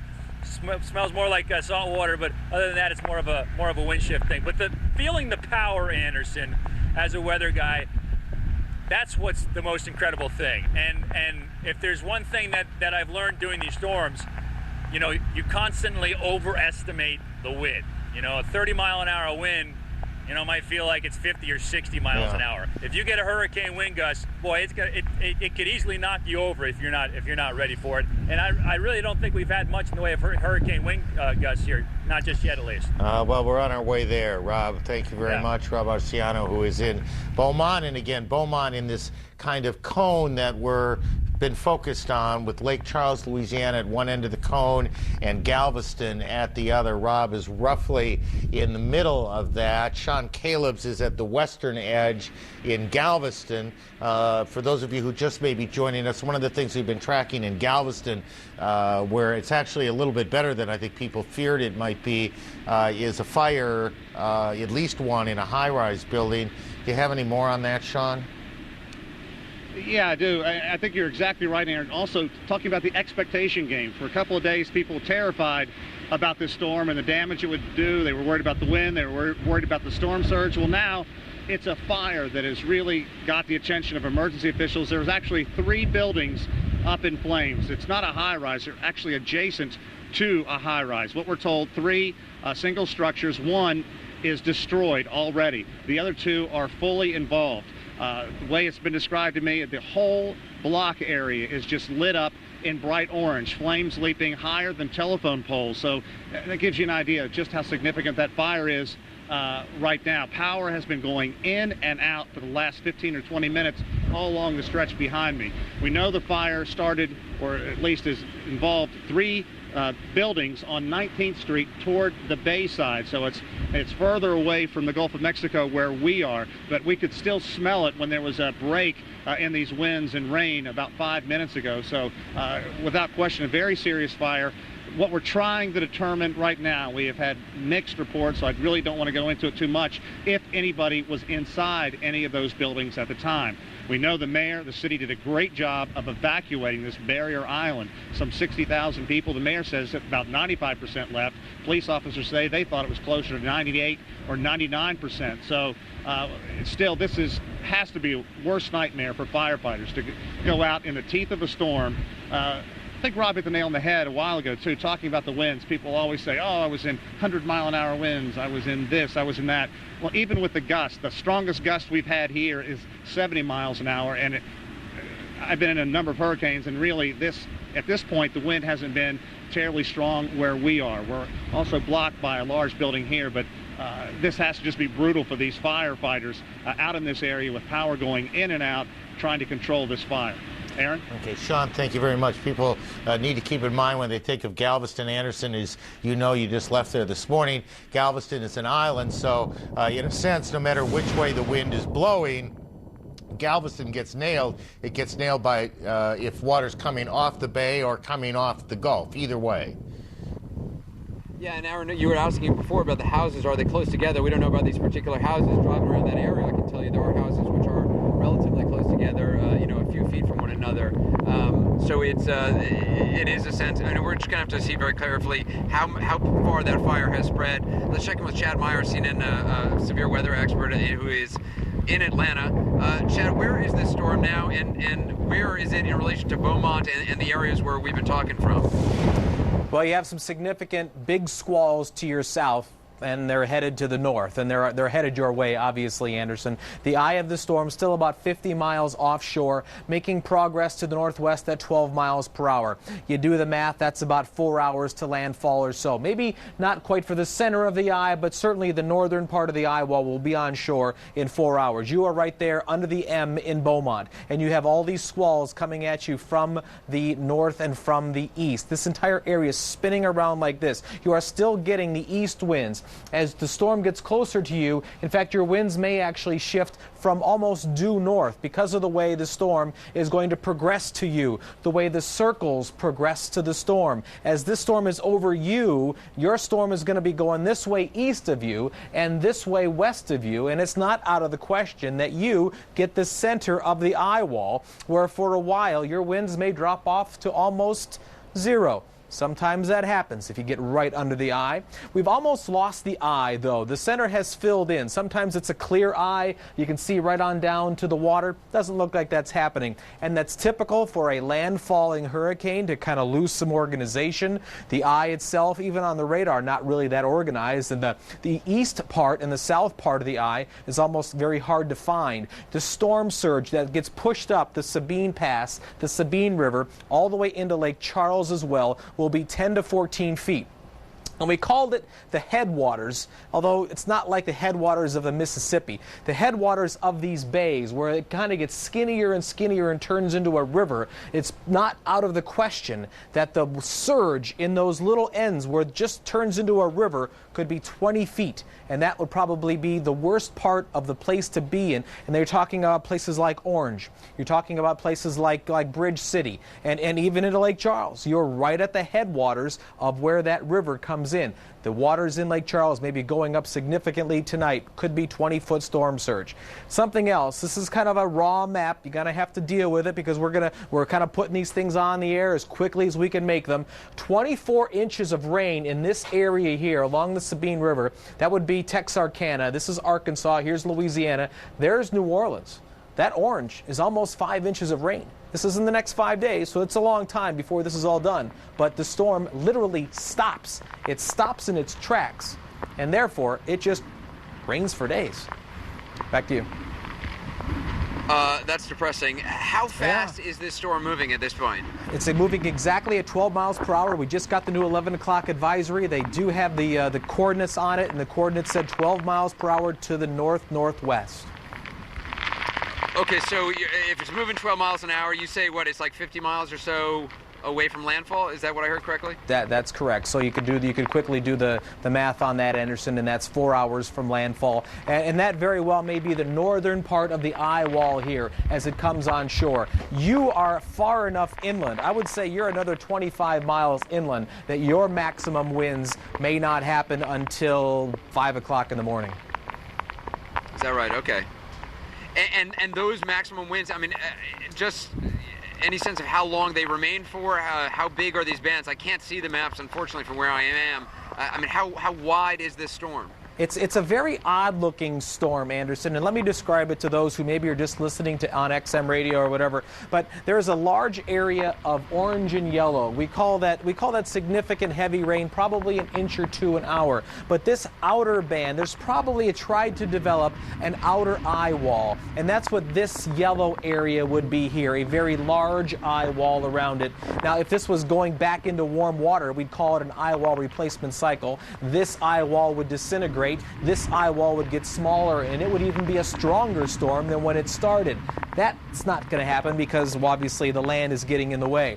So this eye wall part here, the very most dangerous part of the storm right there, will be on shore right at the Sabine Pass, right at the Sabine River. Holly Beach just taking it as hard as could be. Also over to Cameron, very hard. Up to Port Arthur in about 5 hours, and to Beaumont, to where you are, in 6. But it's going to go down. You're going to have 2 hours of what you have now.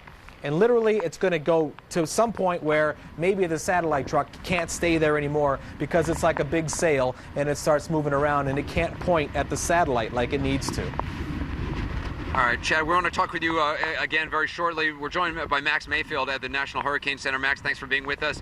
What's the latest that you can tell us about the storm? Well, I think you heard it summarized pretty well there. The eye itself is still about 50 miles or so off the coast and headed towards that Sabine Lake area. We really think that, the storm surge is going to be very, very high. A lot of people are kind of downplaying this because it's only a Category 3, but we're going to have 15 and 20 feet of storm surge, not only on the coastline here, but it's going to push well up inland there. And I think that the biggest concern here is probably near Cameron, Louisiana. That'll push up Calcasieu Lake all the way up towards Lake Charles, very similar to what they had in Hurricane Audrey back in 1957. Sabine Lake is over here, the Port Arthur area, and that land area in between there, which is really very low lying and marsh. I think the water's just going to top that and go pouring into that Sabine Lake area. And the eye of the storm, how big is it? How concentrated is it at this point? Well, I think Chad was just talking about that on the radar there. This is the, you can see the inner eye wall is right here. And then there's a hint of these outer banding features, almost a secondary eye wall there. The one thing that even if the inner eye wall collapses a little bit more, this is still such a broad circulation that storm surge is going to be spread across a very, very large area. Max Mayfield, appreciate it, from the National Hurricane Center. Thanks, Max. Let's go back to Aaron in New York. A strange storm, Aaron. You see these outer bands, and then it's quiet for a while. The winds kind of die down, and then all of a sudden it picks up again. It just, Anderson, it seems to me that two things that people need to note here is that the wind and the rain are one thing, but it's the storm surge that will be the most damaging and dangerous in the next few hours. And secondly, that 3, 4, and perhaps 5 days from now, we're still going to be feeling the impact of the storm because of these extraordinarily heavy rains in the area of Texarkana, basically the Texas, Arkansas, Louisiana corridor there, that's going to go on for a week. It's going to be unpleasant stuff. Yeah, it certainly is. I mean, to think of this storm just sitting here for a week, I mean, not a hurricane-strength storm, as Chad Myers pointed out, but nevertheless, this constant rain. I was talking to the mayor and the chief of police here in Beaumont a little bit earlier.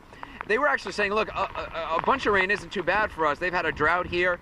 They said this ground can absorb 4 to 5 inches of rain like that, and no problem. This ground has been so dry. There's huge rice fields here because normally the land is very wet. They've been having problems with that, these rice farms, so they are looking forward to getting a certain amount of rain. but you know, not this much, and certainly any kind of storm surge is very bad news for the communities around here, also for the oil refineries which are around here, Aaron. Anderson, we'll get back to you in a second. Out in Beaumont, Texas, to the west of Anderson is Sean Caleb's on Galveston Island, and we've been tracking not only the weather on Galveston Island, but also a fire there. Sean, do you have anything more on first the fire, and then we'll get to the weather?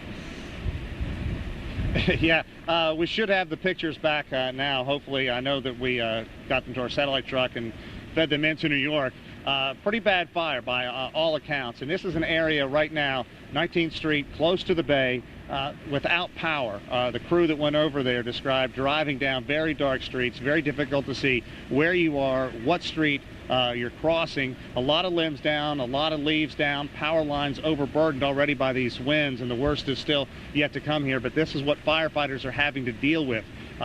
2 to 3 structures, very difficult to tell exactly how many are involved in this fire, but it just lit up the entire block. And the winds just basically whipped the flames. There are embers blowing off right next to it, a very tall building, somewhere between 20, 25 stories, and the embers blowing toward that. Firefighters simply overburdened. One said that it is a historical building. He didn't know exactly which one.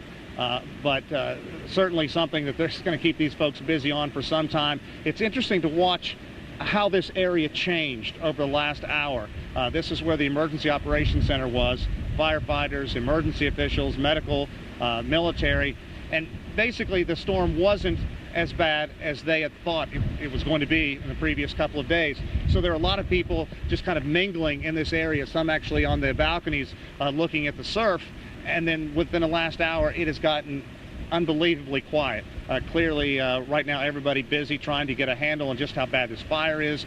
Power keeps going in and out throughout much of this island. We know there's flooding in the low-lying areas to the east and to the west. Certainly, they braced for all kinds of fire, all kinds of wind, rain, and flooding. And right now, they're getting something that certainly their worst nightmare at this hour. Aaron? Sean, just stay with us here. We're just now got your pictures of this fire in downtown Galveston, and at the point that we pick it up, you can see the one building is pretty much gone. Right. There's not much left to it at all, but there's a lot of flame there that has to be dealt with. And just keep in mind, I assume you are, that the wind is howling here. It is blowing that fire. It is blowing hot ash. It is dangerous to the firefighters, obviously. It presents a danger to every building nearby. Just in that shot, you can see briefly over the shoulder of the one firefighter that the fire is working inside the building, or the part of the building, it's hard for us to tell, that's still standing. And Sean, I don't know if you have a monitor there or not. If you do, I apologize. No, I don't. Okay, for doing all the talking here. Fire trucks coming into the scene. And again, all of this is going on in the early portions of a hurricane. So this is not simply unpleasant work for firefighters. It's dangerous work. You can't, most of these buildings look to us to be fairly low-rise. There's no need to throw up a ladder, but you couldn't do it anyway because you couldn't make it stable enough to safely get anyone up there. But you can see, Sean, we're looking at this, you can see the hot ash being blown all over the place, the smoke swirling all over the place. We see 1, 2, 3, 4, 5, what look to us to be 5 vehicles of one sort or another on the scene. That's maybe a little more than that. That's multiply that by perhaps 4 or 5 people in each one. You've got a lot of people on the scene, a lot of people in Galveston who are taking some risk to deal with this. What we haven't seen them do, to be perfectly honest, is pour any water on it. They may be just there, maybe, underscore, ladies and gentlemen, maybe just there realizing there's not much they can do to save these buildings. At this point, there is nothing, honestly, as we look at it, they can do to save these buildings. So they're keeping an eye on everything that's around those buildings, but we don't see them pouring any water. Now we do. No sooner do we say than they do. They're pouring water on at least one of the buildings from one hose. 1, 2, 3, 4, 5, 6 firefighters in that shot. working. Aaron, we hear more sirens in the background, and I can also add one thing. We know there were no people in these buildings. We just got to authorities, and they tell us that, like so many other buildings on this island, on this night, nobody inside. They had been evacuated if anybody lived there. So if there is a hint of good news in all this, or apparently going to be no casualties from this. It's more than a hint, and it's a good time to point out, because earlier we talked about a report that in fact there might be people in there. You're in a breaking news situation. This is the rawest, livest form of television news you can possibly do, and very often these early reports are a little off. Sometimes they're a lot off, and so when we pass information along to you, believe me, none of us here are writing this down in stone. We're passing along information as we get it. We're checking it out as we pass it along, but this is a very live, raw form of television, tape coming in essentially unedited, correspondents working under in truth, very difficult conditions. It's not always easy to gather information, and backing up the correspondence are producers and camera people who have been doing yeoman's work for 3.5 weeks now, really, in the region, and they continue to do it tonight. Sean, we see them pouring water, and my best guess is they're just trying to make sure, or we're just trying to make sure, that none of the adjacent buildings went up in flames. Right. Well, we know, we just had a producer come out from talking to officials inside here, and we know that they are rushing more fire engines to that scene. So certainly, you know, it's a big fire, and one that is causing more and more concern as the hour continues to move on. So certainly still involved at that point. We don't know if they have it completely under control at this point.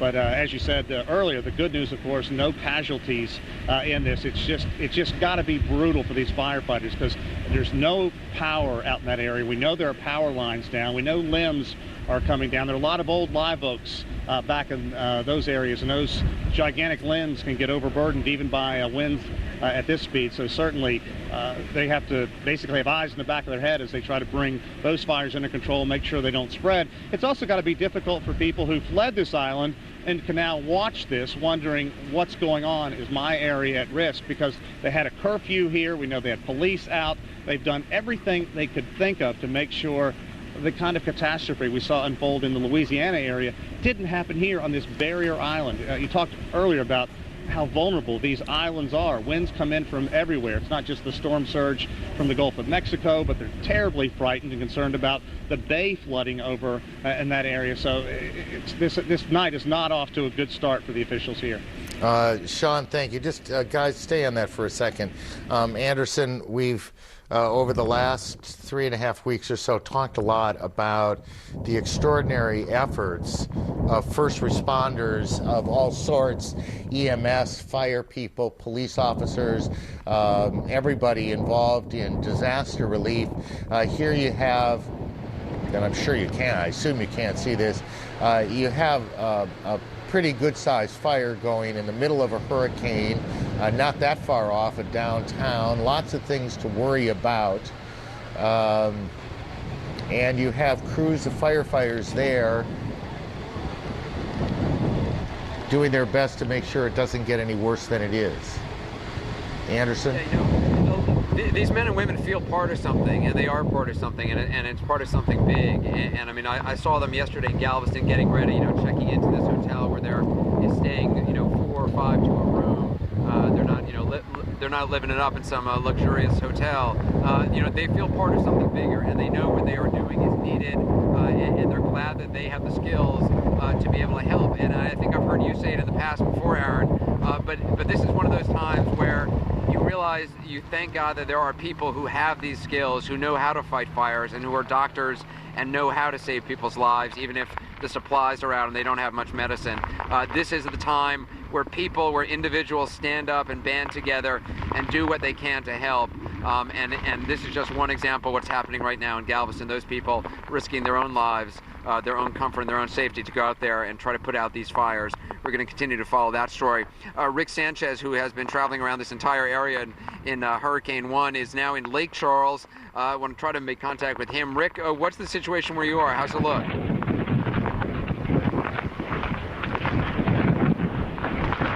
Well, I'll tell you what, Anderson, they've been talking about getting as much as 25 inches of rain here over the next several days, and this thing decides to hang over here, and we're getting a whole lot of it right now. We're also getting some real strong winds in Lake Charles. You know, I was listening with keen interest to your conversation with Matt Mayfield a little while ago, and when he talked particularly about the storm surge here in Lake Charles, we were monitoring it earlier. We were over at the Lake Charles, the actual lake that they call Charles, about half a mile from where we are right now.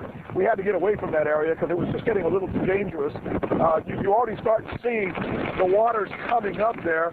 Max Mayfield told you when he was talking to you just a little while ago that there could be as much as a 20-foot storm surge. This is one of the areas that's most vulnerable. We can certainly understand why.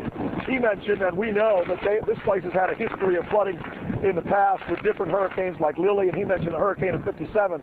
The people here know that, and that's why most of the people living in this low-lying area have, for the most part, evacuated, although we did find people who are staying in that residential area right off of the southern part of the lake. And as I mentioned, you are already starting to see it come up. What we're seeing here in downtown Lake Charles, I don't know if you can notice, we're using the headlights of our Hurricane 1 unit to try and create some illumination, some light for our shot, because that's it. The lights are completely out now. We've seen them go one after another, almost as if it was a plan. And when they do, as I'm sure you've seen before, covering these, suddenly the whole sky turns blue, and it's a transformer going down, and then another transformer going down.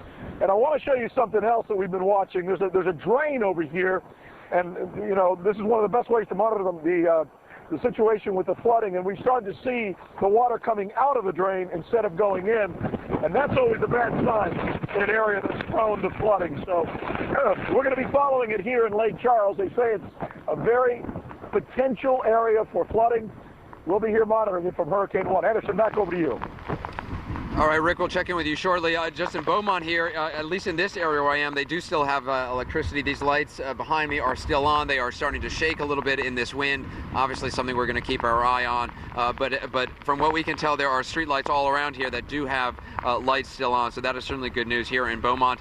And we're also very close to the Neches River. There are a lot of whitecaps on the river at this point, but it doesn't look like it has started to flood significantly. But we're going to continue to monitor that as well. Randy Kay is over in Baytown, Texas, not too far from here. Let's check in with her. Randy, how's it look? Anderson, it has gotten significantly worse since we last spoke to you. The rain is now coming down much heavier. I'm in the parking lot of our hotel. We have been without power now for a few hours. And as we stand here, you can see in the distance, at least we can see from our perspective in the distance, we see a lot of the sky is lighting up. And from our perspective, it certainly looks like transformers are blowing all around here in Baytown. So the city is certainly has lost power, including us right here. But I want to call your attention to these flagpoles back here behind me. There were just a few minutes ago 3 flags up on those flagpoles. One was the hotel's flag, then of course is the United States flag, and then the last one is the Texas flag. Well, you can see the one all the way up there on the left-hand side is now gone. Just a few minutes ago that flag disappeared. So here in Baytown where we are a little more inland. We're just a few miles from water, but it's still not a good situation. The palm trees over here are certainly kicking pretty good. We're experiencing sustained winds of about 45 miles an hour, we're told, and also right here is a pool. So we're a little alarmed by some of the sounds we have coming from that area. But again, here in Baytown, winds are kicking up. Certainly the rain is kicking up. We're not real far from all those power plants that we've been talking about in the last couple of days. About 200 refineries and oil plants are sitting along the Houston Ship Channel, and that's where Baytown sits as well. So sort of an alarming situation there. Great concern about what might happen if any of those plants do suffer some severe damage. So again, we're just standing by as the situation certainly is worsening here in Baytown. Anderson? And where have you positioned yourself? We are actually, Anderson, you know this very well. You have to position yourself sort of along a pretty sturdy building. Our building, I'm not sure if it's a good or bad idea, but they're the only ones open. They're the only hotel open. So we're pretty close to the side of the building. But you know, as you step around away from that structure, you can feel the wind from all sides. So we're pretty close to it. Certainly, if anything really rough happens, we can get inside. But that is the situation here. All right, Randy. Thanks. We'll continue to monitor your situation. Aaron, let's take it back to you in New York. As things here slowly develop, really haven't felt the brunt of this storm yet, probably won't for quite some time. Well, I mean, just watching everybody here, it's clearly deteriorating. Baytown, just to help orient you, lies about 25 miles to the east of Houston. It's a fair amount more inland than Beaumont is, about 65, 70,000 people. So again, there's this string of middle-sized and not unimportant cities for a variety of reasons that are all getting lashed, including Galveston, which is finding its problems compounded by the fact that in the downtown area there is a complicated fire to fight. Sean Caleb's has been doing the reporting on it.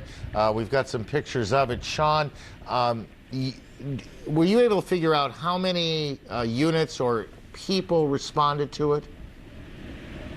No, we have no idea. We know that there were a significant number, and then emergency officials here decided that they needed more.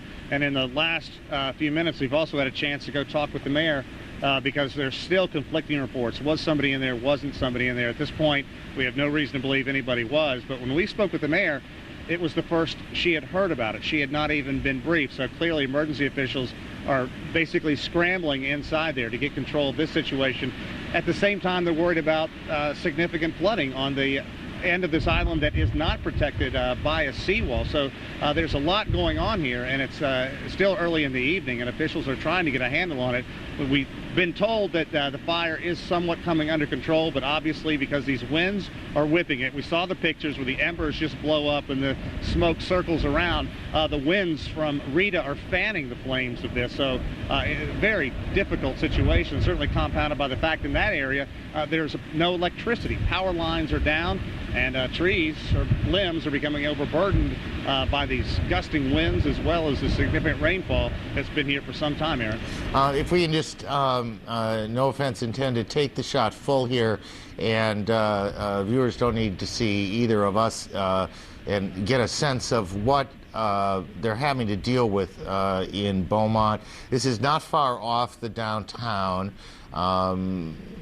As best we can put the pieces together, and this may change as we go along. You've got several buildings involved. The first shot we saw of it, one appeared to be gone, and fire appeared to own pretty much one other building, in the sense that while the outer walls seem still to be standing, the fire was burning pretty ferociously in that shot. You could see inside the building. All of this, of course, going on with 60 to 70 mile gusts. I'm not sure the sort of constant wind is quite that much, but these gusts are coming, making it all the more complicated. You'll see in some of these shots, some of this we've seen a couple moments ago, some of it will be new, but here you get a great sense not only of the danger these firefighters, even with their protective gear, are facing, because there's all this hot ash that's being flown around. Fighting fires is hardly easy work under the best of circumstances,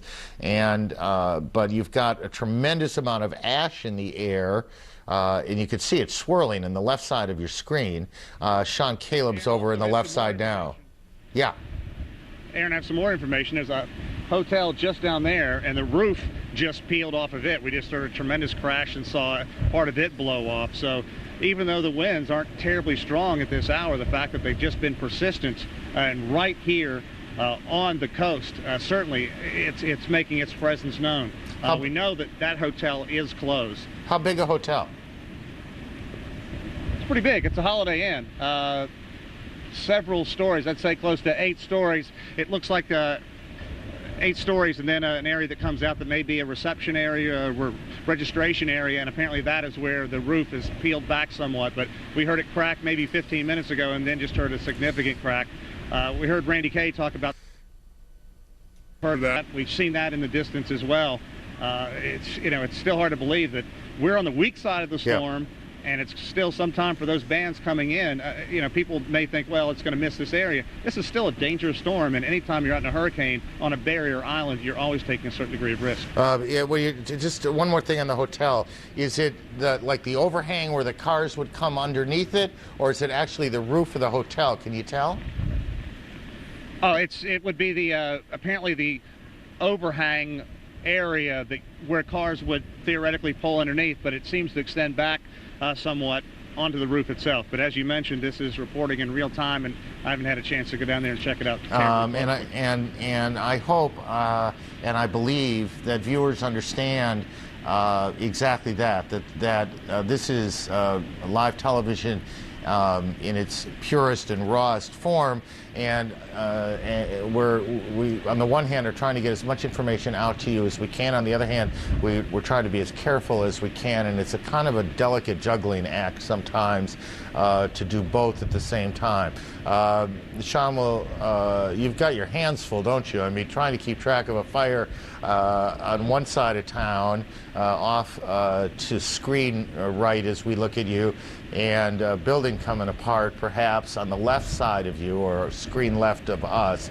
And you're in an area, as you pointed out, it's not nearly the worst of it. It's not, we could tell in just looking at what Anderson and Rob are going through in Beaumont, it's a fair amount nastier.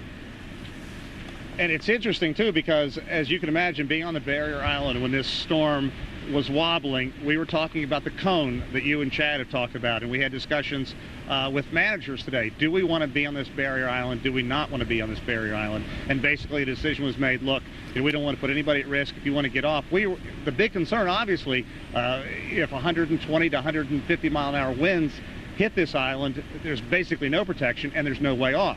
And the bigger concern, the unknown, the storm surge. A couple of days ago, forecasters were talking about 28-foot storm surge, and basically the highest point in this island is only 22 feet. So there was a lot of concern about that. So it seems somewhat ironic that here in the early hours of this storm punishing the island, we're talking about fires, and we're talking about a roof that has been ripped off, and the wind really hasn't picked up yet. As Max Mayfield points out to us, and Chad Myers, our severe weather expert, points out to us, this forecasting of hurricanes, even in this day and age, is a relatively imprecise business.